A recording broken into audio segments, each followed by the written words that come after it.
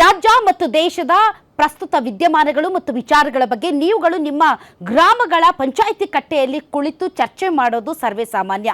ಅದೇ ರೀತಿ ನಿಮ್ಮ ಗ್ಯಾರಂಟಿ ನ್ಯೂಸ್ನಲ್ಲೂ ಕೂಡ ಇವತ್ತು ಸ್ಟುಡಿಯೋದಲ್ಲಿ ಅಂಥದ್ದೇ ಒಂದು ವಿಚಾರದ ಬಗ್ಗೆ ನಾವು ಚರ್ಚೆ ಮಾಡ್ತಾ ಇದ್ದೀವಿ. ವೀಕ್ಷಕರೇ, ತಮಗೆಲ್ಲ ಗೊತ್ತಿದೆ, ಮಧ್ಯಪ್ರಾಚ್ಯದಲ್ಲಿ ನಡೀತಾ ಇರುವಂತಹ ಯುದ್ಧ ಹತ್ತತ್ರ ಒಂದು ತಿಂಗಳಾಗ್ತಾ ಬಂತು. ಇನ್ನೂ ಮುಗಿಯುವ ಅಥವಾ ಕದನ ವಿರಾಮದ ಯಾವುದೇ ಲಕ್ಷಣಗಳು ಕಂಡು ಬರ್ತಾ ಇಲ್ಲ. ಇಸ್ರೇಲ್, ಇರಾನ್ ಮತ್ತು ಅಮೆರಿಕ ಪದೇ ಪದೇ ಮಾತುಕತೆ ಅಂತ ಹೇಳ್ತಾ ಇದ್ರು ಕೂಡ ಮಾತುಕತೆಯ ಯಾವ ಅಂಶಗಳು ಹೊರಗಡೆ ಬರ್ತಾ ಇಲ್ಲ. ಷರತ್ತುಗಳ ಮೇಲೆ ಷರತ್ತುಗಳು ಇಡ್ತಾ ಇದ್ದಾರೆ. ಯಾವ ಷರತ್ತುಗಳಿಗೂ ಉಭಯ ದೇಶಗಳು ಒಪ್ಕೊಳ್ತಾ ಇಲ್ಲ. ಹೀಗಾಗಿ ಮಧ್ಯಪ್ರಾಚ್ಯದಲ್ಲಿ ನಡೀತಿರುವಂತಹ ಯುದ್ಧ ಇಡೀ ಪ್ರಪಂಚದ ಆರ್ಥಿಕತೆಯ ಮೇಲೆಯೇ ಪರಿಣಾಮ ಬೀರ್ತಾ ಇದೆ. ಭಾರತ ಅಂತೂ ವಿಲವಿಲ ಅಂತ ಒದ್ದಾಡ್ತಾ ಇದೆ. ಅದರಲ್ಲೂ ಕೂಡ ಯಾವಾಗ ಪ್ರಧಾನಿ ನರೇಂದ್ರ ಮೋದಿ ಅವರು ರಾಜ್ಯಸಭೆ ಲೋಕಸಭೆಯಲ್ಲಿ ಕೊರೋನಾದಂತಹ ಪರಿಸ್ಥಿತಿ ಅಂದ ತಕ್ಷಣ ಜನ ಪ್ಯಾನಿಕ್ ಆಗಿ ಹೋಗಿದ್ದಾರೆ.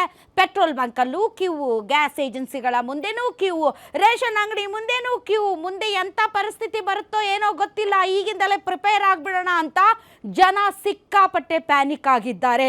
ಒಂದು ಕಡೆ ಯುದ್ಧ ಮುಗಿಯೋ ಲಕ್ಷಣ ಕಾಣ್ತಾ ಇಲ್ಲ, ಮತ್ತೊಂದು ಕಡೆ ತೈಲ ಕೊರತೆ, LPG ಗ್ಯಾಸ್ ಕೊರತೆ, ಪೆಟ್ರೋಲ್ ಡೀಸೆಲ್ ಕೊರತೆ, ನೋ ಸ್ಟಾಕ್ ಬೋರ್ಡ್ಗಳು ಪೆಟ್ರೋಲ್ ಬಂಕ್ಗಳಲ್ಲಿ.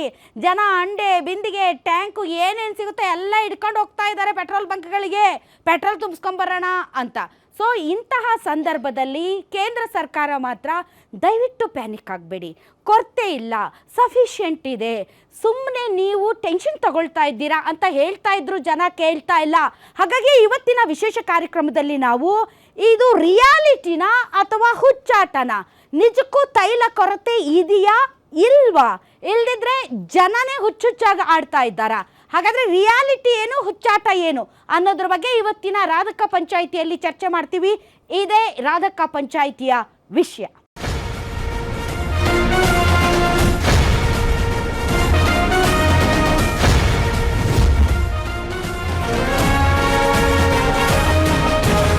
ನಿಜಕ್ಕೂ ತೈಲ ಕೊರತೆ ಇದೆಯಾ, ತೈಲ ಕೊರತೆ ಇಲ್ವಾ, ಜನ ಸುಮ್ಮನೆ ಹುಚ್ಚಾಟ ಆಡ್ತಾ ಇದ್ದಾರಾ, ಜನ ಸುಮ್ಮನೆ ಪ್ಯಾನಿಕ್ ಆಗ್ತಾ ಇದ್ದಾರಾ?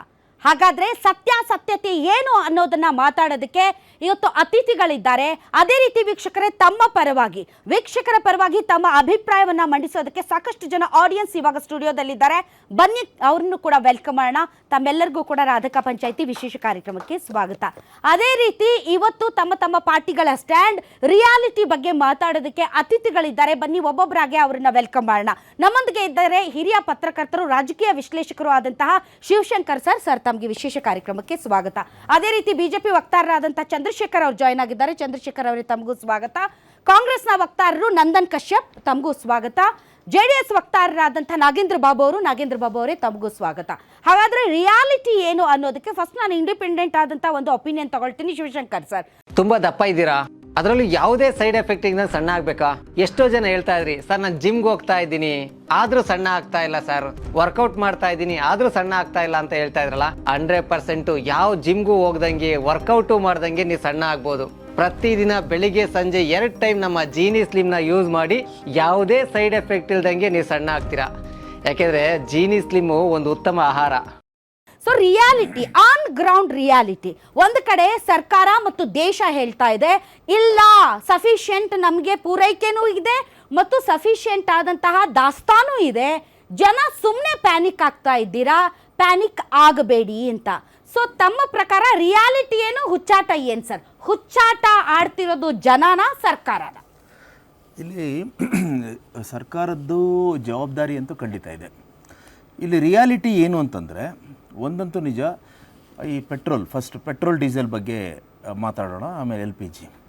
ಈಗ ಪೆಟ್ರೋಲು ಡೀಸೆಲ್ಲು ಎರಡೂ ಸೇರಿ, ಫಾರ್ ಎಕ್ಸಾಂಪಲ್ ಒಂದು ರಫ್ ಆಗಿ ವಾಟ್ ಈಸ್ ದಿ ಡಿಮ್ಯಾಂಡ್ ಅಂದರೆ, ನಮ್ಮ ದೇಶದ ಡಿಮ್ಯಾಂಡ್ ಏನು ಅಂತಂದರೆ, ಒಂದು ದಿನಕ್ಕೆ 1,40,00,000 KL ಅಂದರೆ ಕಿಲೋಲೀಟರ್ ಪರ್ ಡೇ.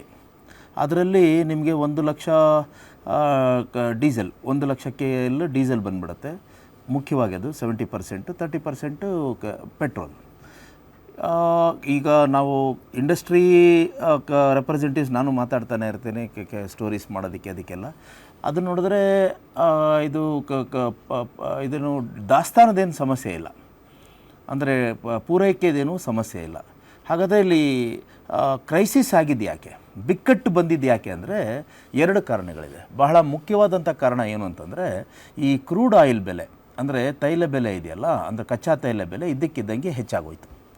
ಅಂದರೆ ಸುಮಾರು 60 ಇದು ಡಾಲರ್ ಪರ್ ಬ್ಯಾರಲ್ ಇದ್ದಿದ್ದು 68 ಇತ್ತು, 60, 65, 68 ಈ ಥರ ಇತ್ತು ಯುದ್ಧಕ್ಕೆ ಮುಂಚೆ. ಅದೇನಾಯಿತು, ಸಡನ್ನಾಗಿ $100 ಹೋಯಿತು, 120ಕ್ಕೆ ಹೋಯಿತು, ಆಮೇಲೆ 108ಕ್ಕೆ ಬಂತು, ಇವಾಗ 90ಕ್ಕೆ ಇಳಿದಿತ್ತು, ಮತ್ತೆ 105ಕ್ಕೆ ಹೋಗಿದೆ. ಇದರಿಂದ ಏನಾಗುತ್ತೆ, ಈ ಫ್ಲಕ್ಚುಯೇಷನಿಂದ ಅಂದರೆ ಕಚ್ಚಾ ತೈಲದ ಬೆಲೆ ಹೆಚ್ಚಾಗಿದ್ದರಿಂದ ಈ OMCಗಳಿದೆಯಲ್ಲ, ನಮ್ಮ ಆಯಿಲ್ ಮಾರ್ಕೆಟಿಂಗ್ ಕಂಪನಿಗಳು, BPCL, ಏನಂದರೆ ಇದು HPCL, ಇಂಥವರೆಲ್ಲ ಕಚ್ಚಾ ತೈಲವನ್ನು ತಗೊಂಡು ಇದು ಅದನ್ನು ರಿಫೈನ್ ಮಾಡಿ ಪೆಟ್ರೋಲು ಡೀಸೆಲು ಕೊಡೋದು. ಅದೇನಾಗುತ್ತೆ, ಇವಾಗ ಬೆಲೆ ಅವ್ರಿಗೆ ಜಾಸ್ತಿ ಆಗಿದೆ. ಆ ಬೆಲೆ ಜಾಸ್ತಿ ಆಗ್ತಾ ಇದ್ದ ಹಾಗೆ ಇವಾಗ $68 ಇದ್ದಿದ್ದು 120, ಆಲ್ಮೋಸ್ಟ್ ಡಬಲ್ ಆಯ್ತಲ್ಲ. ಆವಾಗ ಇದು ಕಡಿಮೆ ಇದ್ದಾಗ ಅವರಿಗೆ 1 ಲೀಟ್ರಿಗೆ ಒಂದು $5 $8ವರೆಗೂ ಲಾಭ ಆಯಿತು. ಇದು ಡಬಲ್ ಆಗಿದ್ದ ತಕ್ಷಣ ಅವ್ರಿಗೇನಾಗಿದೆ, ಲಾಸು $40 ಹೋಗಿದೆ, $35 $40 ಹೋಗಿದೆ. ಅವರೇನು ಮಾಡ್ತಾ ಇದ್ದಾರೆ, ಇದನ್ನು ಅಂದರೆ ಇಂಥ ಫ್ಲಕ್ಚುಯೇಷನ್ಸ್ ಇದ್ದೇ ಇರುತ್ತೆ. ಆ ಫ್ಲಕ್ಚುಯೇಷನ್ಸು ಏನಂದರೆ 2 ದಿನ 3 ದಿನ ಅಥವಾ 1 ವಾರ ಆದರೆ ತಡ್ಕೊಳ್ಳೋದಕ್ಕೆ ಸಾಧ್ಯ ಇದೆ. ನೀವು ಹೇಳಿದಾಗೆ ಇದು ಆಲ್ಮೋಸ್ಟ್ 1 ತಿಂಗಳು ಬಂದುಬಿಡ್ತು. 1 ತಿಂಗಳಾಗಿದ್ದರಿಂದ ಅವರೇನು ಮಾಡ್ತಾ ಇದ್ದಾರೆ, ಅಲ್ಲಿ ಒಂದು ಡೈನಮಿಕ್ಸ್ ಇದೆ. ಈಗೇನಂತಂದರೆ ಅವರು OMC ಅವರು ಈ ಡೀಲರ್ಸಿಗೆ, ಅಂದರೆ ಪೆಟ್ರೋಲ್ ಡೀಸೆಲ್ ಡೀಲರ್ಸಿಗೆ ಇದನ್ನು ಆಯಿಲ್ ಕೊಡ್ತಾರೆ, ಪೆಟ್ರೋಲು ಡೀಸೆಲ್ಲು. ಅದು ಕೊಡುವಾಗ ಕ್ರೆಡಿಟ್ ಫೆಸಿಲಿಟಿ ಅಂತ ಇರುತ್ತೆ, 1 ವಾರಕ್ಕೆ 15 ದಿನಕ್ಕೆ ಇದೆಲ್ಲ. ಅದು ಯಾವಾಗ ಅದು ಎಲ್ಲ ಚೆನ್ನಾಗಿರುವಾಗ ನಡೆಯುವಂಥ ಒಂದು ಅರೇಂಜ್ಮೆಂಟ್ ಇದು. ಈಗ OMCಗಳಿಗೆ ಈಗ ಬೆಲೆ ಹೆಚ್ಚಾಗಿದ್ದರಿಂದ ಲಾಸ್ ಹೆಚ್ಚಾಗ್ತಾ ಇರೋದ್ರಿಂದ ಅವರೇನು ಮಾಡಿದ್ರು, ಈ ಕ್ರೆಡಿಟ್ ಫೆಸಿಲಿಟಿಯನ್ನು ಫಸ್ಟು ಕಟ್ ಮಾಡಿದ್ರು. ಈಗ ಆ್ಯಕ್ಚುಲಿ ಸ್ಟ್ರಿಕ್ಟಾಗಿ ಹೇಳಬೇಕಂದ್ರೆ ಇಂಥ ಸಮಯದಲ್ಲಿ ನಿಮಗೆ ಕಚ್ಚಾ ತೈಲ ಹೆಚ್ಚಾದರೆ ನಿಮ್ಗೆ ರಿಟೇಲ್ ಪ್ರೈಸ್ ಜಾಸ್ತಿ ಆಗಬೇಕು. ಒಂದು ಏನಂದರೆ ಮನಮೋಹನ್ ಸಿಂಗ್ ಇದ್ದಾಗಲೇ ಒಂದು ಪಾಲಿಸಿ ತೊಗೊಂಡು ಬಂದರು, ಅಂದರೆ ಅಡ್ಮಿನಿಸ್ಟರ್ಡ್ ಪಾಲಿಸಿ ಅಂತ, ಪ್ರೈಸ್ ಪಾಲಿಸಿ ಅಂತ. ಅದೇನಂದರೆ ಡೈಲಿ ಎವ್ರಿ ಡೇ ಪೆಟ್ರೋಲು ಮತ್ತು ಡೀಸೆಲ್ ಬೆಲೆ ರಿವೈಸ್ ಆಗಬೇಕು ಅಂತ